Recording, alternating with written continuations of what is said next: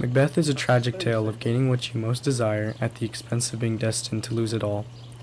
Fate is defined as the development of events beyond a person's control and is regarded as a supernatural power. Macbeth explores this theme of fate and free will. As a result, there is a constant fight between his own judgment and mindless ambition for a promised power, which would lead him to his eventual downfall. He is forced into a truth that has already been set in stone. Macbeth's struggle against fate and the will to better himself was for nothing, playing out some scene for a supernatural power, mocking his efforts. Two truths are told, as happy prologues to the swelling act of the imperial theme. I thank you, gentlemen. This supernatural soliciting cannot be ill, cannot be good. If ill, why hath it given me earnest of success commencing in a truth? I am Thane of Cawdor. If good, why do I yield to that suggestion whose horrid image doth unfix my hair and make my seated heart knock at my ribs against the use of nature? Present fears are less than horrible imaginings. My thought, whose murder yet is but fantastical, shakes so my single state of man that function is smothered in surmise, and nothing is but what it is not. Macbeth acknowledges that he is still at a point in the shoal of time, as to say he's on a tightrope of good judgment soon to end or begin. He says that this bloody choice decides the life to come. Macbeth later mentions that Duncan's death will plead like angel trumpet-tongued against the deep damnation of his taking off. In the Christian Bible, 7 angels blowing a trumpet signify the end of the world, Macbeth's world, exactly the fate he fears should happen as a result of Duncan's death. Macbeth asks himself why he is spending this clarity on making a bloody instruction, that which being taught comes to plague the inventor, this even-handed justice. Macbeth calls himself the inventor of his own free will, and says that the acts to come, killing Duncan, will be completely his fault, sure that this is of decision rather than fate. If it were done when 'tis done, then 'twere well. It were done quickly, if the assassination could trammel up the consequence, and catch with his surcease success, that but this blow might be the be-all and end-all here. But here, upon this bank and shoal of time, we jump the life to come. But in these cases, we still have judgment here, that we but teach bloody instructions, which, being taught, return to plague the inventor. This even-handed justice commends the ingredients of our poisoned chalice. To our lips, he is here in double trust. First, as I am his kinsman and his subject, strong both against the deed. Then, as his host, who should hold against his murder shut the door, not bear the knife myself. Besides, this Duncan hath borne his faculties so meek, hath been so clear of his great office, that his virtues will plead like angels, trumpet-tongued against the deep damnation of his taking off, and pity like a naked newborn babe, striding the blast or heaven's cherubin horsed, upon the sightless couriers of the air, shall blow the horrid deed in every eye, that tears shall drown the wind. I have no spur to prick the sides of my intent, but only vaulting ambitions, which overlaps itself and falls. Beth says that due to the witch's prophecy, 2 truths are told. When he thinks of this situation and promise being neither bad nor good, he asks himself how can those be true, as his position is of a good nature. The throne, but the acquiring of it, killing Duncan, is wrongly obtained. Why hath it given me earnest success commencing in a truth? The truth he claims to be is the one the witch told him, the promise of the throne. He later adds on to this question he poses, saying that despite having these scary hallucinations of killing Duncan before it ever happens, it is debilitating and makes nothing is but what it is not, completely flipping his perception of things, further pushing down the spiral of insanity. Is this a dagger which I see before me, the handle toward my hand? Come, let me clutch thee. I have thee not, and yet I see thee still. Art thou not, fatal vision sensible, to seem as to sight, or art thou but a dagger of the mind, a false creation?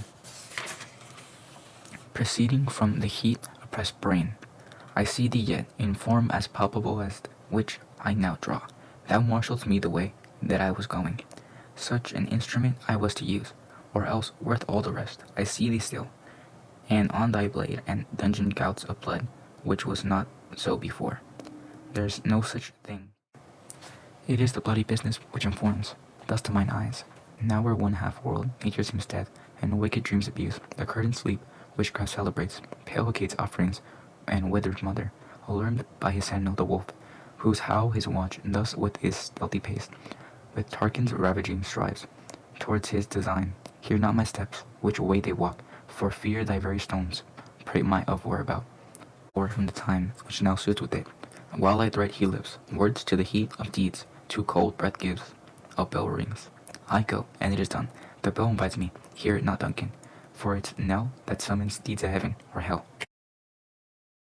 In this soliloquy, Macbeth sees a dagger come from thin air and float suspended seemingly by nothing. Macbeth questions his senses and wonders if only his sight is failing or his five senses altogether. He blames this occurrence on the bloody business which informs thus to mine eyes, leaving the accountability of his hallucinations on the witches rather than his crazed self. He is marshalled by the knife and finds himself in Duncan's room, exclaiming, "Witchcraft has won." Macbeth says, "Hear not my steps, which way they walk, for fear thy very stone prate of my whereabouts. Take the present horror from the time which now suits with it." He hopes Duncan does not hear his footsteps, as they would cause an unnecessary fear of an inevitable death feared in the first and second soliloquy. To be thus is nothing, but to be safely thus. Our fears in Banquo stick deep, and in his royalty of nature resigns which would be feared. 'Tis much he dares, and to that dauntless temper of his mind he hath wisdom that doth guide his valor. To act in safety there is none but he, whose being I do fear, and under him my genius is rebuked. As it is said, Mark Antony by Caesar, he chid the sisters when they first put the name of king upon me, and bade them to speak to him. Then prophet-like they hailed him father to a line of kings. Upon my head they placed a fruitless crown, and put a barren scepter in my gripe. Thence to be wrenched with an unlineal hand, no son of mine succeeding. If it be so, for a banquet's issue have I filled my mind for them, the gracious Duncan have I murdered. Put rancors in the vessel of my peace, only for them and mine eternal jewel, given to common enemy of man, to make them kings, the seeds of Banquo kings. Rather than so come fate into the list, and champion me to the utterance. Who's there? Macbeth lists the reasons why he sees fit as to why he should kill Banquo, because he hath a wisdom that makes him incapable of being intimidated. Macbeth admits his insecurity, saying, "Under him my genius is rebuked." In this context, genius means guardian spirit, and Macbeth is emasculated by his presence.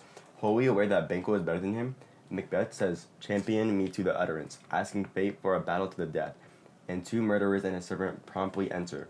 Macbeth has a battle between the choice of going down his path of paranoia and death, or making amends and potentially fixing things to come. Time thou anticipates my dread exploits.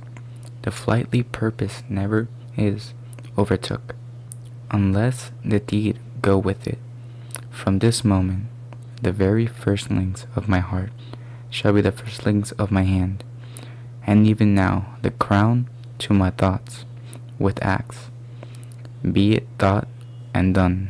The castle of Macduff I will surprise, seize upon Fife, give to the edge, to sword, his wife, his babes, and all unfortunate souls that trace him in his line.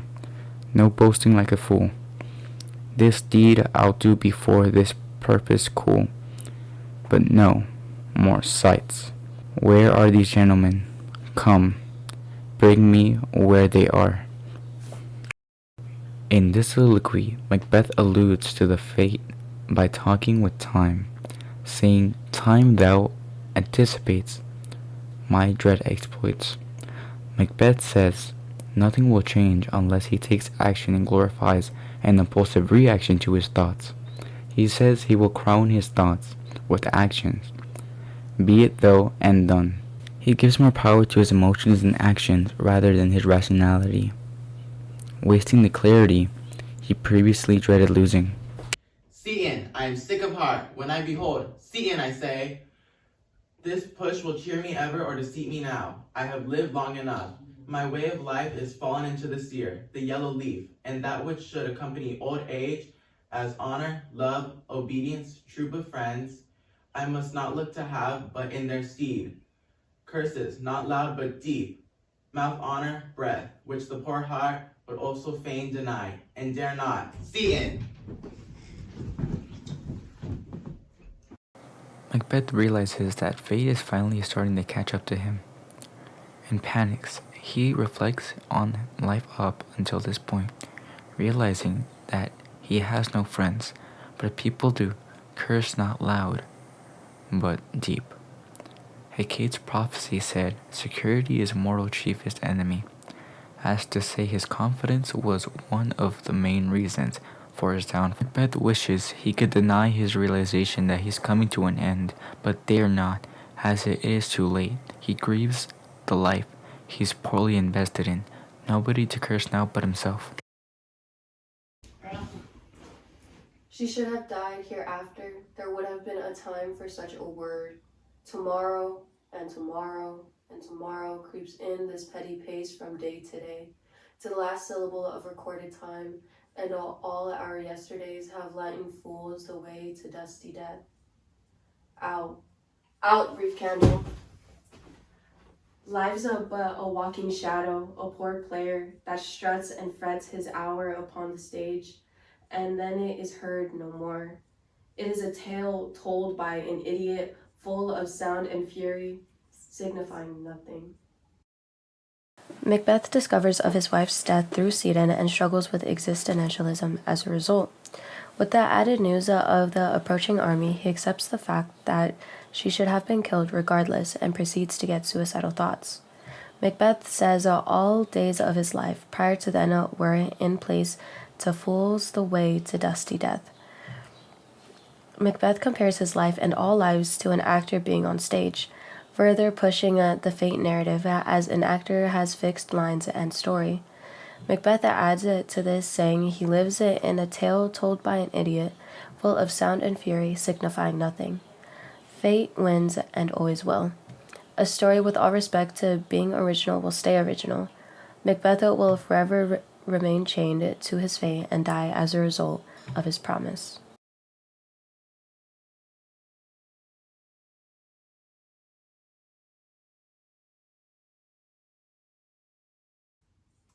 We're gonna review it and see if it is.